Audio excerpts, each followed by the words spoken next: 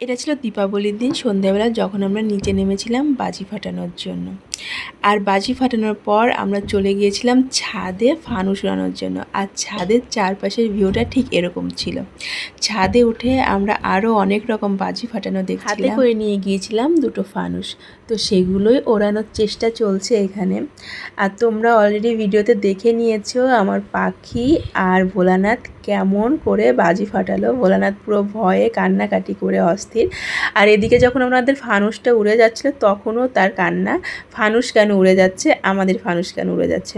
বাজি সব সময় আমার ফাটানো দেখতেই ভালো লাগে। আমি নিজে হাতে একটা বাজিও এ অবধি ফাটাইনি, আমারও প্রচুর ভয় করে, কিন্তু দেখতে বেশ লাগে। ছাদে উঠে সেই দৃশ্যটাই উপভোগ করছিলাম আমরা।